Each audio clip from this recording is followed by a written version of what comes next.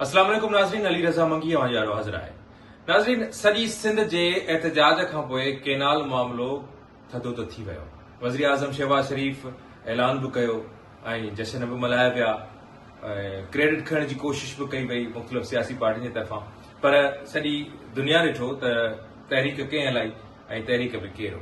यकीनी तौर ते सिंध जो हर माण्हू एहतजाजी तहरीक में शामिल हो ऐं जंहिंजे करे ई सॼो वफ़ाक़ी हुकूमत ते दबाव वधियो ऐं उनजे करे ई वफ़ाक़ी हुकूमत कुझु पोइ ते हटी।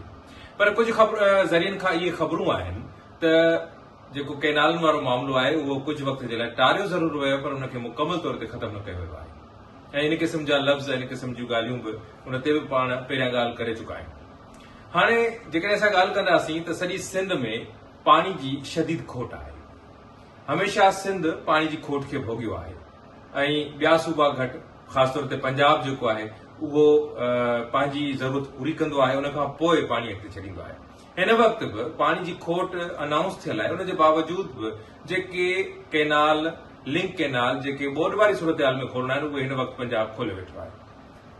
हाणे असां ॻाल्हि जेकॾहिं कंदासीं ताज़नि वहिकरनि जी, त गुडू बैराज वटि मथों वहिकिरो 53,000 ऐं कुझु क्यूसिक आहे, जॾहिं त सखर बैराज ते 45,000 क्यूसिक आहे ऐं कोटड़ी बैराज ते 6,167 क्यूसिक आहे। ऐं डेल्टा ताईं पाणी त छा, पर जेके पाणी पहुचाइण वारा वाह ऐं केनाल आहिनि उहे बि बंदि आहिनि या त उन्हनि खे घटि करे हलाए पियो वञे।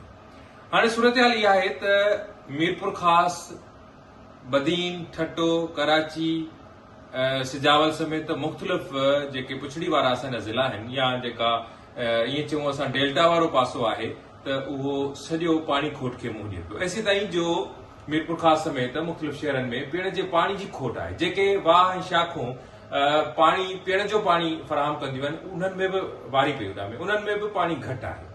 त इन जे करे असां इहा ॻाल्हि साॻी वरी वरजायूं पिया त हिन वक़्तु पाणी जी खोट हुजण जे बावजूद पंजाब पंहिंजा लिंक केनाल खोले वेठो आहे। त इरसा खे ऐं सिंध हुकूमत खे बि कोशिशि करणु घुर्जे, सिंध जे आबपाशी खाते खे कोशिशि करणु घुर्जे त हू इरसा जे आॾो पंहिंजो एहतजाज रिकॉर्ड कराए ऐं वज़ीर आज़म जे आॾो एहतजाज रिकॉर्ड कराए, छाकाणि त इहो फ़ैसिलो थी चुको आहे त हिन वक़्तु केनाल न ठहंदा।